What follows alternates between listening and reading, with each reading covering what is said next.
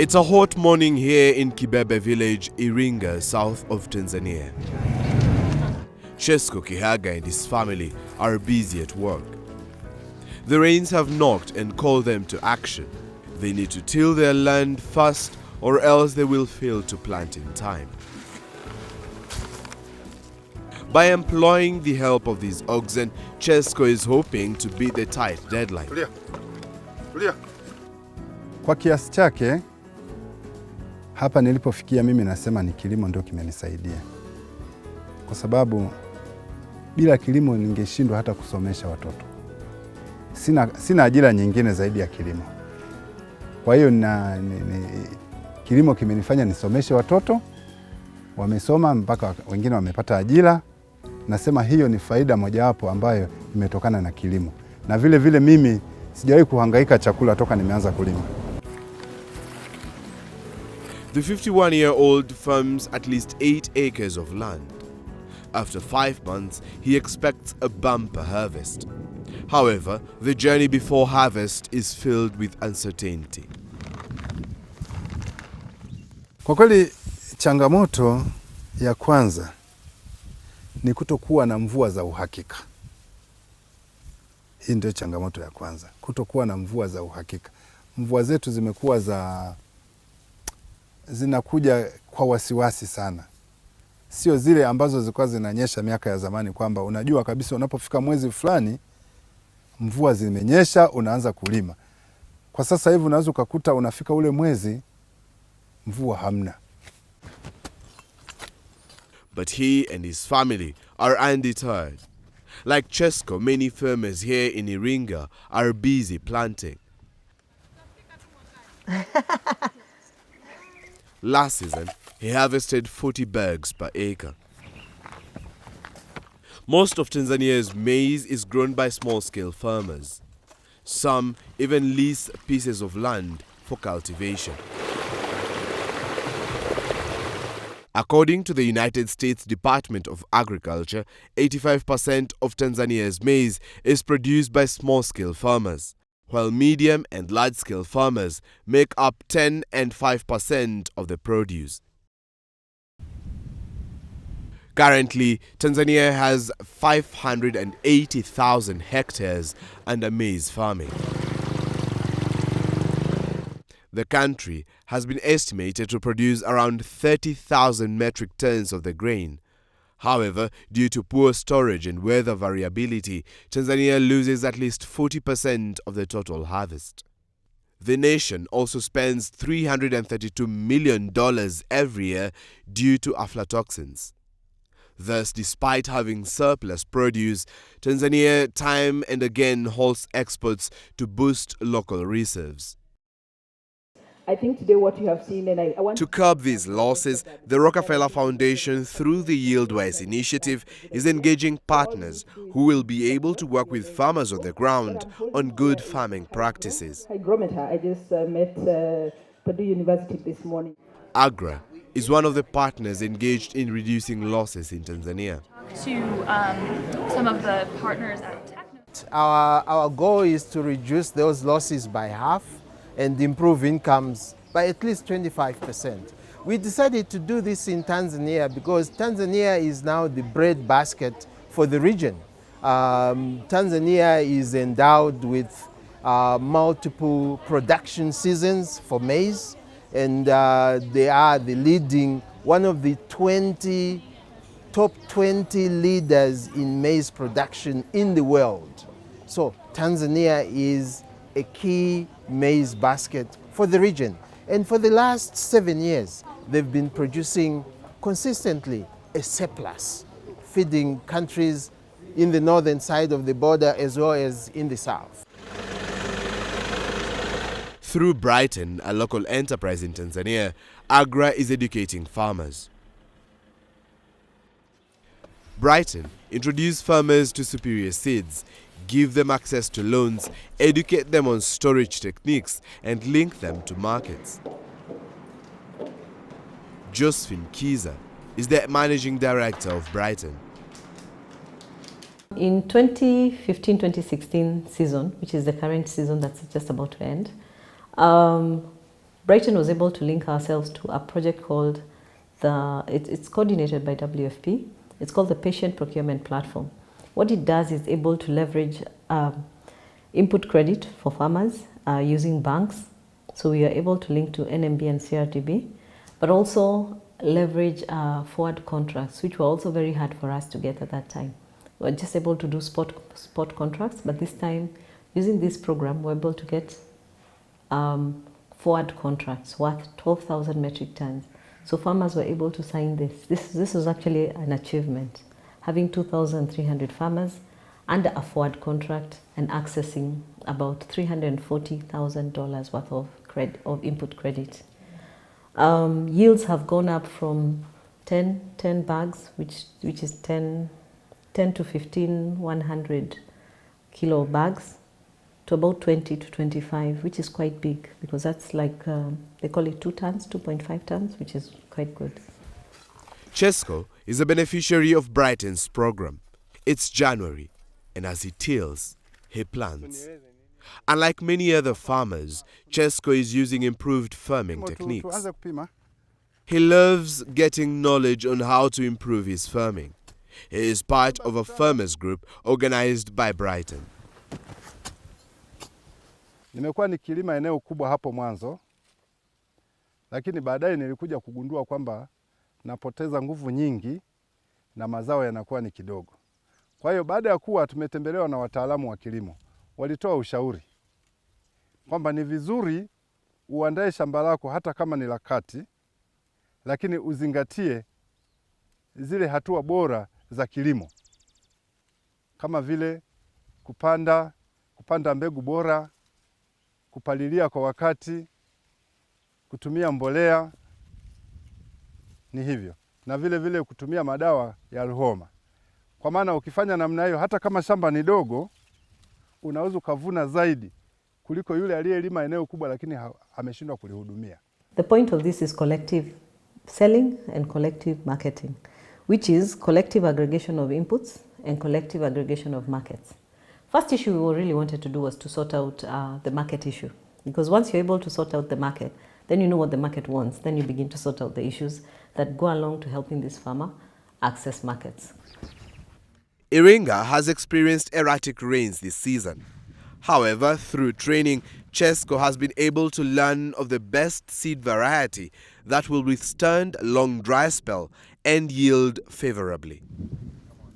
According to Josephine, the farmer groups are a tool for accessing finance and a valuable resource for farmers to learn with and from each other.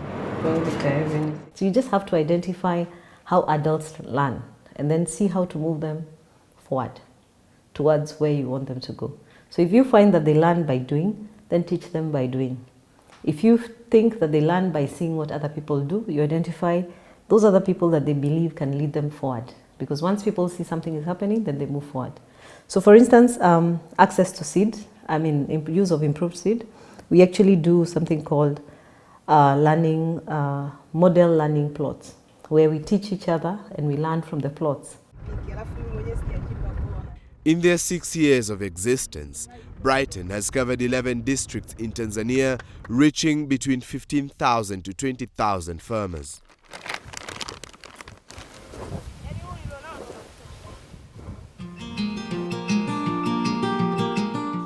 It's April. Chesco has overcome one of his biggest hurdles: weed attack on his maize.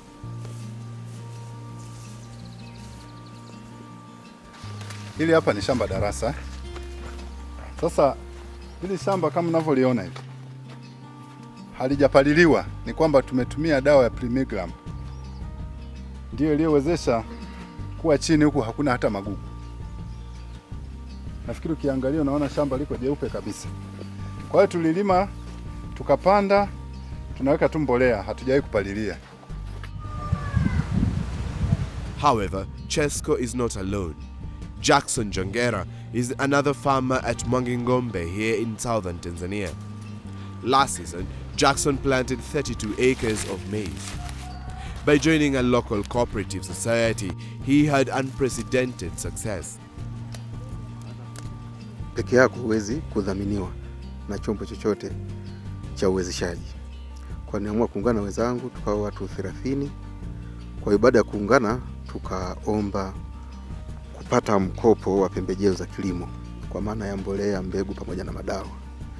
Hivyo mradi wa Britain ulitusaidia kutuletea pembejeo hizo.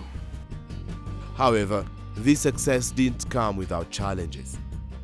Of the 180 bags of maize he harvested, 18 bags were excluded because they were rotten.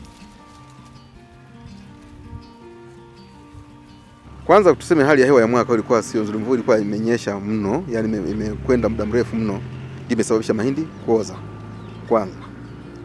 Lakini kama mvua inakuwa sio nyingi, nadhani haiwezi kuoza. Use of improved storage technologies here is extremely low, averaging at only 12%. That is where Brighton, acronym for Bringing Rural Incomes Through Enterprise, has made the most impact. This organization has taken farmers under its wings to help them cope with the challenges unique to smallholder farmers. Wadudu hawezi kushambulia au hayawezi kuibiwa. Huo ndo tunasema nini? Ni uhifadhi wa nini? Wa madhara. But a lot of people are not talking about how do you include this poor person who's going to bring half a bag of maize into the market. But if they're doing it the way we are doing it is we identify them at village level, we have the little groups at village level, have them aggregate themselves for markets because buyers are looking at volumes and they're looking at quality. So if you do the two things, which is get the volumes together and then get the quality together, then at least you're able to engage a buyer in discussions. To get the quality aspect right, storage is key. Ordinarily, farm produce is stored in warehouses waiting for a buyer. However, proper storage is not only a loss reduction strategy. They give farmers bargaining power by selling their produce at their preferred time and an upper hand as it guarantees quality maize.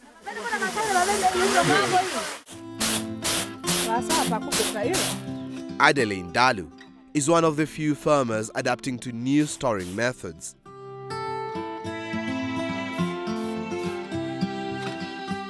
Today, she has received this metallic silo. It is where she will be storing her maize after harvest. Ili tujiridhishe kwamba ni kweli, ndio tukachukua hayo masilo hayo. Hayo masilo nimewekea 2016 ndio nilivyoanza. Mpaka sasa hivi 2017 mahindi nilihifadhi 2016 hayajabunguliwa na wala hayana dawa. Hapo nilipo naweza nikaondoka, watoto wakafungua, wakakinga, wakaenda kusaga dona, wakala. Kuliko na uchukue, uoshe, usioshe vizuri, umeweka mashumba yale mengi. Lakini baada ya hapo kwanza matumizi, gharama zimepungua. But not everyone is able to afford the metallic silos. Others have been using more harmful methods. This forced them to use unsafe chemicals to disinfect grains after harvest.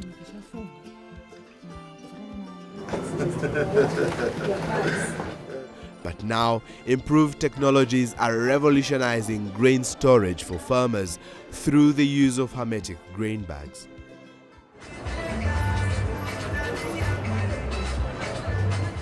This new natural method of taking care of grains promises quality seasonal harvest. Huu ndio mfuko ambao tunasema tunatunzia bila dawa. Kisha vuna mazao yako shambani, unakausha vizuri, unayapepeta vizuri. Kwa hiyo mfuko huu una mfuko ndani yake. Mfuko wa ndani ndio mfuko halisi unaoweza kutunza mazao yako pasipo kuharibiwa. Mfuko huu unapaswa usitobolewe, usiwekwe nini tundu lolote kwa ajili ya kuhakikisha kwamba hewa haipiti wala kuingia. Hivyo unasaidia sana unapokuwa unaweka mazao yako kufunga vizuri kabisa hapa. Hatima yake unakaa ndani ya mfuko huu unatunza, yani mfuko huu usiharibiwe, lakini mfuko unaotunza halisi ni huu mfuko. Chesko has already procured the bags. He is happy that the bags will store his grains up to 5 years. However, he has one challenge. Hapa manake mfuko wa ndani umeshaufunga. Hii mifuko bado iko vizuri tu yote. Yote bado iko vizuri, isipokuwa inategemea na upatikanaji wake. Ile ambayo inaweza kawa imepatikana kirahisi ndio tunaitumia zaidi, lakini yote iko vizuri. Like him, most of the farmers grow maize for food and sell surplus to educate their children and take care of other family needs.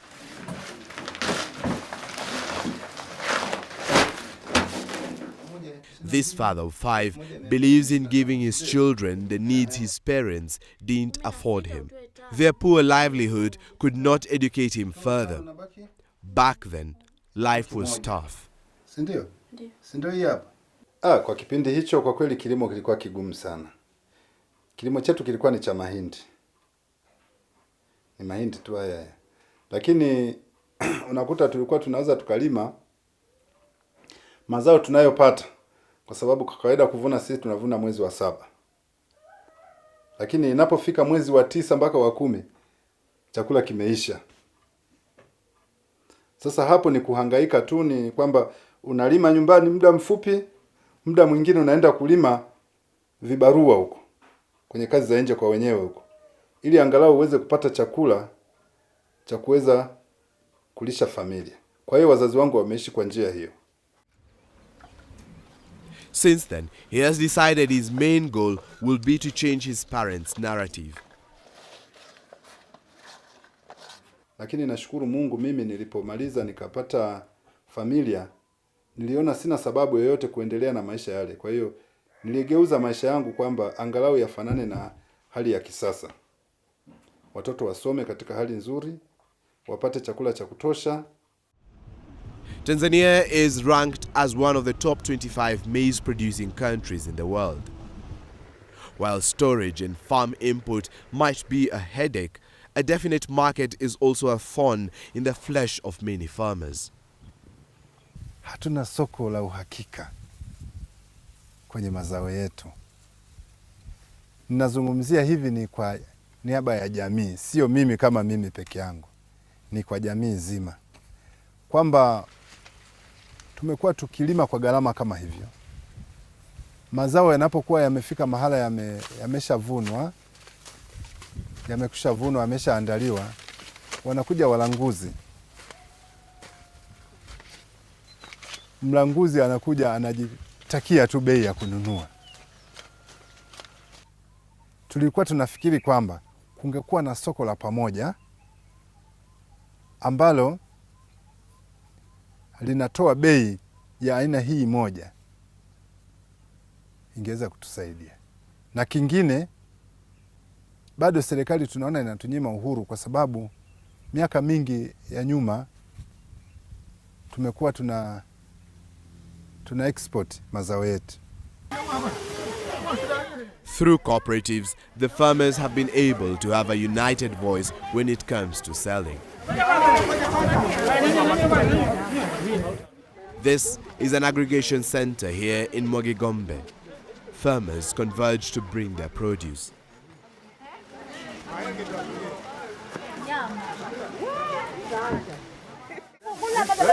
First, the maize is sorted, weighed, and then checked for moisture levels.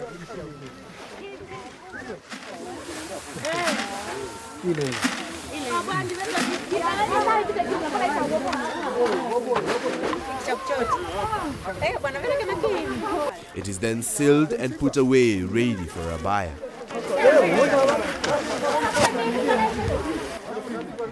On this particular day, there are about 40 farmers present.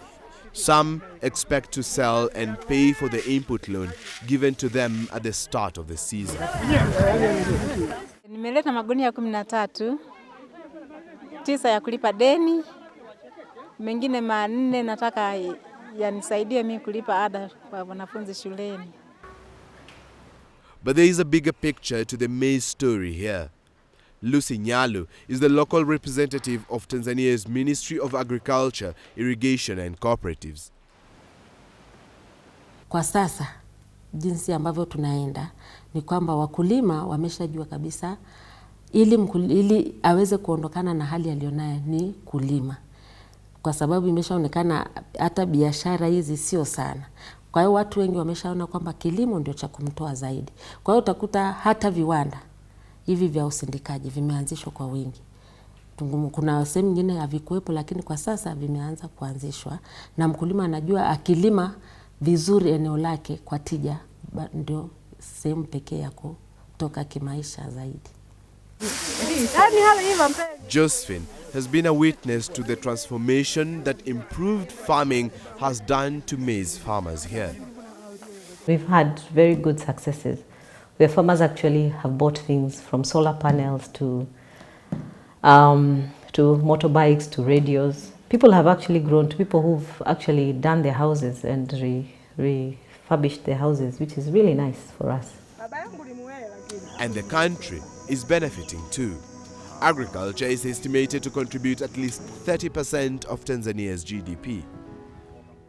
Linachangia kwenye uchumi. Kwanza tukiachana na kwamba ni chakula, kwenye uchumi pia linachangia kwa sababu kuna pamoja na kwamba linatumika kama chakula, bado wakulima wanauza. Na kupitia kuuza ndio huko unakuta nchi inapata ushuru mbalimbali ambao unasaidia kuendesha nchi. Kwa sababu zao lile haliuzwi tu kama mahindi, ila huwa linasindikwa processing na kupata unga. Kwa kupitia unga ndio unatumika kwa matumizi ya chakula. Pia byproducts zake zinatumika kwenye mifugo. Kwa hiyo unakuta bado linachangia kiasi kikubwa kwenye pato la nchi. Chesko Kihaga has been able to start building this house for his family. Although still paying for school fees, his extra income goes to building his dream home.